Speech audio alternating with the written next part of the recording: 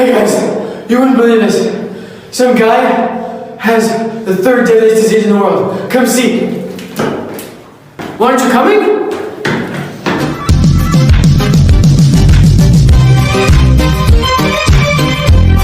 Oh yeah!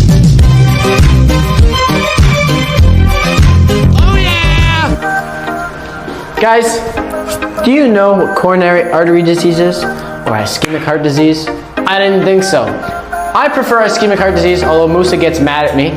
I don't know why. So what is coronary artery disease? Boo! You have these arteries that go on top of your heart. These are called coronary arteries. You can imagine them like superficial arteries, okay?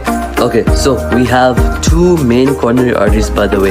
You have one on the left side and one on the right side.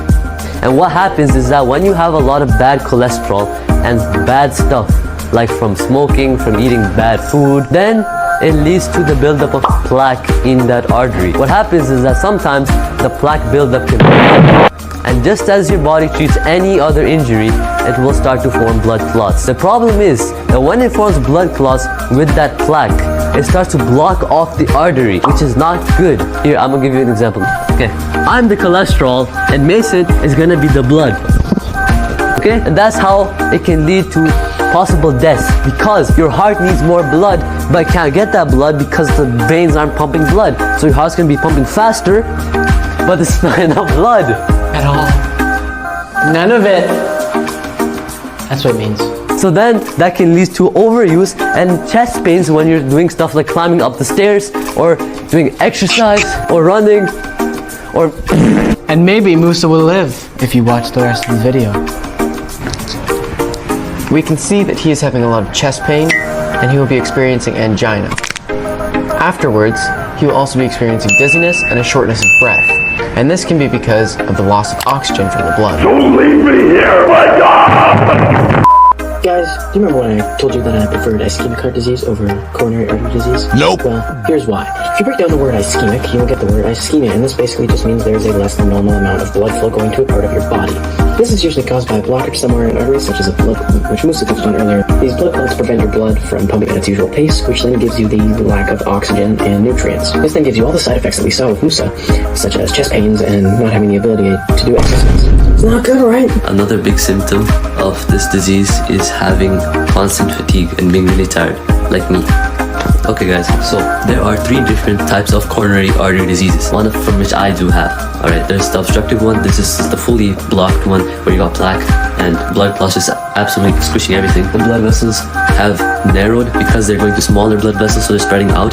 So this is like the medium version. And then there's a completely different type of coronary artery disease. This is called SCAT, spontaneous coronary artery dissection. It means basically all the blood vessels in the heart are just ripping apart.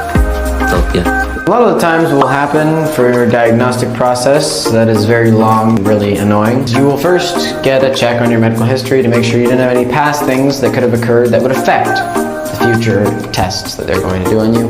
Then they'll put you through a physical exam that day. And then after running the physical exam, though, you'll come back a few days later or a week later, I don't know how long. After that, you'll go through diagnostic tests such as an ECG, electrocardiogram. And what they do is they test your heartbeat to make sure that it is beating at the right times, it's not irregular. And then sometimes, in extreme cases, you can go through CT scans or coronary scans.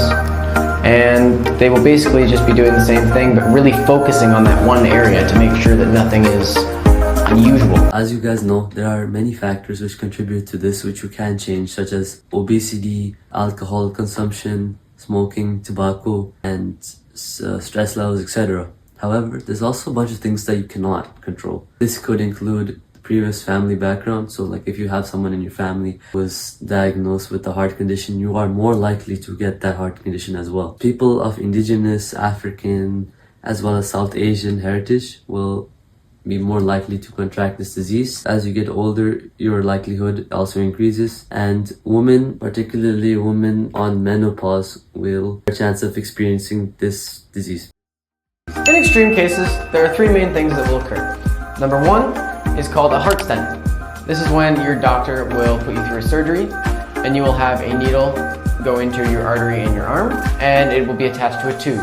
This will then go up into your coronary artery, into your heart, and then what will happen is they will put pressure into this tube and it will expand your artery to try and release the blockage or the clot. Okay, so let's say that number one alone was not enough, okay, or it just didn't work. Then your doctor may just prescribe you some medicine that you eat called statins. Basically what happens is that you have this bad cholesterol which is causing the coronary artery disease.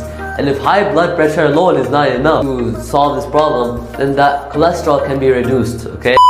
Listen, what happens if both of these strategies don't help? Am I cooked? Well, in some cases you might be, but there is one last thing that you can do. So have you ever gone to a fast food restaurant and you get like an order? You get your burger and you ask for everything on it, like lettuce, tomato, all the good stuff. And then it comes and you just get the burger with the bun and the cheese. Well, same thing with your coronary artery. Sometimes your coronary artery, the plaque builds up too much and it's just not good anymore. Right? There's nothing good that's going through it anymore. None of the blood can get through. So what they do is you go through a surgery and they go into your leg, they cut open your leg and they take an artery out of your leg. And what they do then is they cut open your chest and they take out an artery, the coronary artery from your heart. And they replace the coronary artery from your heart with the one from your leg. They then seal up both of these and then you're good to go. And after this, I don't think you're cooked anymore. GG's, a heart bypass surgery, alright? We're literally slicing the guy and then taking the artery, taking the guy, and replacing it. So you can imagine that this is, at all costs, you want to avoid this, okay? Don't be the guy who's like, I'm gonna eat whatever I want, I'm gonna do whatever I want because I just get a new artery. Don't do that. It can happen with things as simple as smoking. And you can build up plaque in your coronary artery and then you're toast. Yeah, watch for the sugar, guys. The fat, like diabetes, is also really All bad. You don't want to get it. Doesn't feel nice.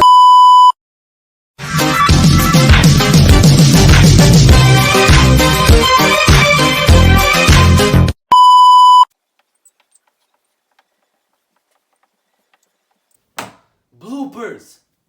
Coronary artery disease.